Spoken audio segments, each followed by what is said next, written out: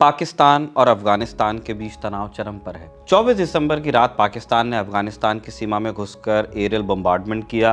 कहा कि हमने तहरीक-ए-तालिबान पाकिस्तान को निशाना बनाया। टीटीपी पाकिस्तान टीटीपी को मानता है आतंकवादी संगठन। पाकिस्तान में हुए कई हिंसक हमलों में इस संगठन का हाथ रहा है। पाकिस्तान का इल्ज़ाम है कि तालिबान सरकार टीटीपी को शरण देती है और इसी आधार पर उसने पहले भी अफगानिस्तान में हमले किए तो एक और कर दिया, लेकिन हालिया हमले के बाद स्थिति बेकाबू होती दिख रही है। तालिबान सरकार के मुताबिक हमले में 40 लोग मारे गए हैं और ज़्यादातर महिलाएं और बच्चे थे। उन्होंने ये भी कहा कि पाकिस्तान को जवाब दिया जाएगा। तालिबान का जवाब कैसा हो सकता है? पाकिस्तान और तालिबान के बीच झगड़ा क्यों होता है और टीटीपी की असली कहानी क्या है? आज राजदूत में हम इसी पर विस्तार से बात करेंगे। नमस्ते, मैं हूं निखिल और आप खबरगांव देख रहे हैं। आज की कहानी के 3 मुख्य किरदार हैं। पहले उनके बारे में जानते हैं। पहला किरदार है पाकिस्तान। भारत के पश्चिम में बसा मुल्क है। अगस्त 1947 में बना। उससे पहले हिंदुस्तान ही होता था। पाकिस्तान की पश्चिमी सीमा अफगानिस्तान से लगती है। दूसरा किरदार है तालिबान। तालिबान मौजूदा वक्त में अफगानिस्तान में सरकार चला रहा है। ये 1990 के दशक में बना, मुल्ला उमर के नेतृत्व में। तालिबान को बनाने में पाकिस्तान की खुफिया एजेंसी आईएसआई ने अहम भूमिका निभाई थी।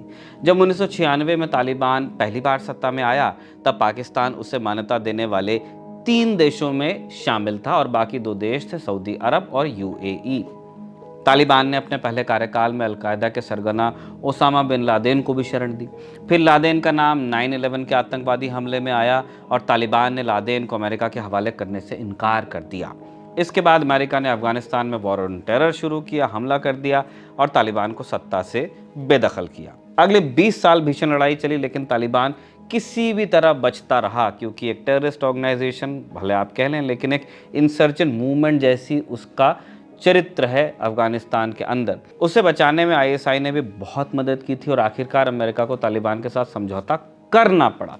अगस्त 2021 में अमेरिका के नेतृत्व वाली गठबंधन सेना बाहर निकल गई और तब से अफगानिस्तान में तालिबान का ही शासन है। इतनी बात आप जानते हैं अगर राजदूत के नियमित दर्शक हैं। अगस्त 2021 में तालिबान की वापसी के वक्त इमरान खान पाकिस्तान के प्राइम मिनिस्टर होते थे। उन्होंने कहा कि तालिबान ने गुलामी की बेड़ियां तोड़ी हैं। यूएस के लिए बोल रहे हैं। इमरान के भरोसेमंद फौजी और आईएसआई के तत्कालीन चीफ फैज हमीद काबुल जाकर तालिबान के नेताओं से तब मिले भी थे। अब तीसरे किरदार की तरफ चलिए। यह है तहरीक-ए-तालिबान पाकिस्तान। इसे पाकिस्तान का तालिबान भी कहते हैं। पाकिस्तान और अफगानिस्तान के विवाद में जो अभी आपका चल रहा है, उसकी जड़ में यही गुट है। टीटीपी के 3 मुख्य मकसद है। पहला, फेडरली एडमिनिस्ट्रेटेड ट्राइबल एरियाज फाटा को खैबर पख्तूनवा से अलग करना। दूसरा, जेल में बंद टीटीपी के सीनियर लीडर्स को रिहा कराना। और तीसरा, टीटीपी के नियंत्रण वाले इलाकों में कट्टर शरिया कानून लागू करना। टीटीपी का एक सिरा इस्लामाबाद की लाल मस्जिद से भी जुड़ता है। जब 2001 में वॉर ऑन टेरर शुरू हुआ, तब पाकिस्तान सरकार ने अमेरिका का साथ दिया।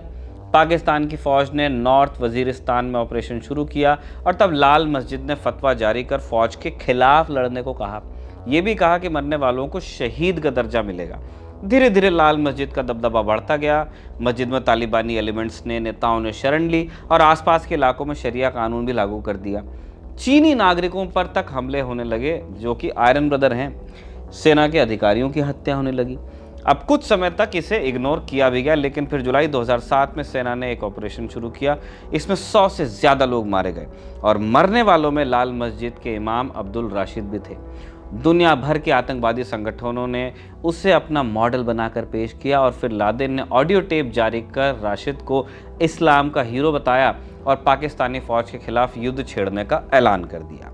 ये कबायली नेताओं को भड़काने के लिए काफ़ी था। अभी तक कबायली नेता अलग अलग होकर सरकार से लड़ रहे थे। फाटा के 14 दिसंबर 2007 को वजीरिस्तान में 40 चरमपंथी नेता जमा हुए और उन्होंने पाकिस्तान की सरकार और फौज के खिलाफ मिलकर जंग की घोषणा कर दी। इन गुटों का समूह कहलाया तहरीक-ए-तालिबान पाकिस्तान टीटीपी और इसका फाउंडर था बैतुल्ला महसूद। तब से टीटीपी ने पाकिस्तान में सैकड़ों हमले किए हैं। कुछ बड़े एग्जाम्पल्स हम आपको यहाँ दे रहे हैं। दिसंबर 2007 में पूर्व प्रधानमंत्री पाकिस्तान की बेनज़ीर भुट्टो की हत्या में टीटीपी का नाम आया। इस दावे की वैसे कभी पुष्टि नहीं हो पाई। मार्च 2009 में लाहौर में श्रीलंकाई क्रिकेट टीम की बस पर हमला हुआ, इसमें भी टीटीपी का हाथ था।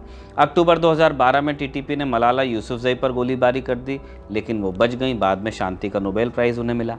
दिसंबर 2014 में टीटीपी ने पेशावर में आर्मी स्कूल पर हमला किया और इस हमले में 140 से अधिक लोग मारे गए, जिनमें से 132 बच्चे थे। बहुत कायराना हमला। इस हमले से पहले ही पाकिस्तान ने टीटीपी और दूसरे चरमपंथी संगठनों के खिलाफ ज़र्ब-ए-अज़्ब ऑपरेशन शुरू किया था।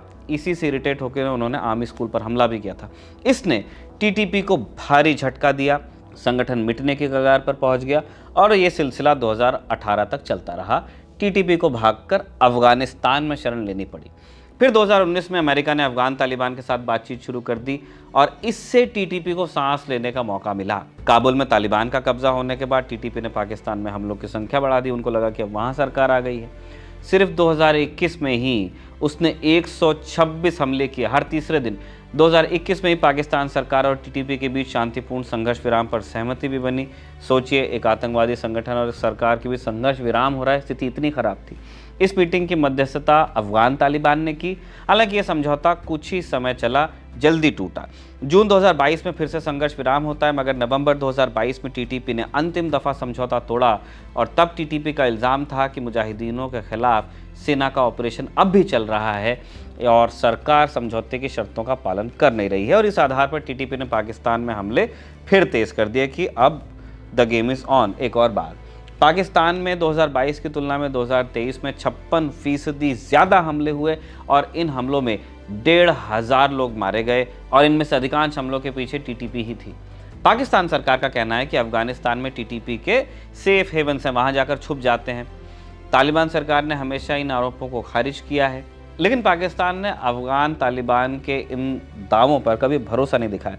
मार्च 2024 में भी पाकिस्तानी वायुसेना ने अफगानिस्तान के सीमाई इलाकों में बमबारी की थी और तब तालिबान सरकार ने कहा था कि पाकिस्तान के हमलों में आम लोग मारे गए और जवाबी कार्रवाई में उन्होंने पाकिस्तान से लगी सीमा पर गोलीबारी की थी। अब ये भी जान लेते हैं कि क्या पाकिस्तान अफगानिस्तान विवाद टीटीपी तक के ही सीमित है। ऐसा नहीं है कि एक ही संगठन के चलते इन दोनों में ठनी है। टीटीपी एक बड़ी वजह है, लेकिन दो बड़े कारण और हैं। एक तो डूरन लाइन है, पाकिस्तान और अफगानिस्तान के बीच की सीमा है। तालिबान इस बॉर्डर को मानता नहीं है, इसलिए जब जब पाकिस्तान बॉर्डर की तारबंदी करने की कोशिश करता है तब तब तालिबान उसे रोकने की कोशिश करता है। आप उस तरह का इक्विवेलेंट समझ सकते हैं जैसे हिंदुस्तान ने अपनी सुरक्षा के लिए इंटरनेशनल बॉर्डर्स पर तारबंदी की है, वैसी कोशिश जब पाकिस्तान अफगानिस्तान के साथ करने की कोशिश करता है तो वहाँ से रिएक्शंस, अटैक्स तेज़ हो जाते हैं। जो हम यहाँ फेस कर रहे हैं, पाकिस्तान अफगान बॉर्डर पे फेस कर रहा है। खैर, इसे लेकर कई मौक़ों पर झड़प हुई है, जिसके चलते दोनों देशों की बॉर्डर क्रॉसिंग्स पर ताला भी लगा दिया जाता है कई बार। दूसरी वजह है अफगान शरणार्थियों से जुड़ी हुई। पाकिस्तान ने अक्टूबर 2023 में लाखों शरणार्थियों को बाहर निकालने की मुहिम चलाई। कहा कि ये लोग हमारी सुरक्षा व्यवस्था के लिए खतरा हैं और इस पर तालिबान सरकार ने कड़ी आपत्ति जताई थी। इन तीन वजहों से पाकिस्तान और अफगानिस्तान के रिश्ते डावाडोल हैं। रिश्तों में दरार का अंदाज़ा इस बात से भी आप लगा सकते हैं कि हमले से कुछ घंटे पहले ही पाकिस्तान के विशेष प्रतिनिधि मोहम्मद सादिक तालिबान सरकार के विदेश मंत्री और गृह मंत्री के साथ मीटिंग कर रहे थे। यानी अभी मीटिंग हो रही है, कुछ घंटों बाद अटैक्स। हमले के बाद तालिबान चुप बैठने के मूड में दिख नहीं रहा है। उसने कहा है कि पाकिस्तान ने रेड लाइन को क्रॉस कर दिया है। तालिबान सरकार ने काबुल में पाकिस्तान के प्रतिनिधि को बुलाकर विरोध भी दर्ज कराया है। तालिबान ने माकूल जवाब की चेतावनी दी है। अब ये जवाब कैसा होता है, इसी पर दोनों देशों और साउथ एशिया में शांति और स्थिरता का भविष्य निर्धारित होगा। अब बोनस खबरें आपको देते हैं। पहली खबर सीरिया से है। सीरिया में नए शासकों को आए महीना भर भी नहीं हुआ है। अभी राजदूत की शुरुआत होती है इन्हीं खबरों से। उसको भी एक महीना नहीं हुआ है, उससे पहले ही विद्रोह की चिंगारी भड़कने लगी। 24 दिसंबर को नई सरकार के सैनिक टाटस में एक फौजी अफसर को पकड़ने गए, लेकिन उन्हें भारी विरोध झेलना पड़ा और मुठभेड़ हो गई। इसमें 14 सैनिक मारे गए, जबकि 10 के घायल होने की खबर है। टाटस में अलवी शिया मुसलमानों का दबदबा है और उन्हें पूर्व राष्ट्रपति बशर अल असद का वफादार माना जाता है। असद खुद इसी समुदाय से आते हैं। जानकारों का कहना है कि टार्टस पहली घटना है, लेकिन ये आखिरी होगी, ये दावा करना गलत होगा। दूसरी तरफ असद का समर्थक ईरान भी खेल करने की कोशिश में है। 25 दिसंबर को ईरान के विदेश मंत्री ने एक इंटरव्यू में कहा कि अभी से किसी को सीरिया का विजेता मान लेना जल्दबाजी होगी, यानी सीरिया में ईरान का इंटरेस्ट खत्म नहीं हुआ है। अब संकेत पकड़ने वाले जाने क्या क्या कहते रहते हैं। दूसरी खबर साउथ कोरिया से। साउथ कोरिया में विपक्षी सांसद अब कार्यवाहक राष्ट्रपति हान डक-सू के खिलाफ अविश्वास प्रस्ताव ले आए हैं, क्योंकि उन्होंने संवैधानिक कोर्ट के लिए नामित जजों को नियुक्त करने से इनकार कर दिया। संवैधानिक कोर्ट में कुल जजों की संख्या 9 है। फिलहाल इसमें सिर्फ 6 जज काम कर रहे हैं। अगर जजों की नियुक्ति नहीं होती तो पूर्व राष्ट्रपति यून सुक योल के खिलाफ चल रहा महाभियोग का केस भी अटक सकता है। यही कोर्ट डिसाइड करेगी कि यून का महाभियोग ठीक था नहीं था। यून को 14 दिसंबर को महाभियोग प्रस्ताव लाकर हटाया गया था। दरअसल उन्होंने 3 दिसंबर की आधी रात देश भर में मार्शल लॉ लगाया, लेकिन सांसदों के विरोध के चलते 6 घंटे बाद ही उन्हें अपना फैसला वापस लेना पड़ा। महाभियोग प्रस्ताव पास होने के बाद तत्कालीन प्रधानमंत्री हान डक-सू कार्यवाहक राष्ट्रपति बने। वो जजों की नियुक्ति में अड़ंगा लगाने के अलावा यून के खिलाफ जांच पर भी वीटो कर रहे हैं। इसलिए विपक्षी पार्टियां अब उन्हें ही हटाना चाहती हैं। हान डक-सू को हटाने के लिए 151 सांसदों का वोट चाहिए। विपक्षी पार्टियों के पास 192 हैं, इसलिए प्रस्ताव पास होने में किसी समस्या की गुंजाइश कम ही है।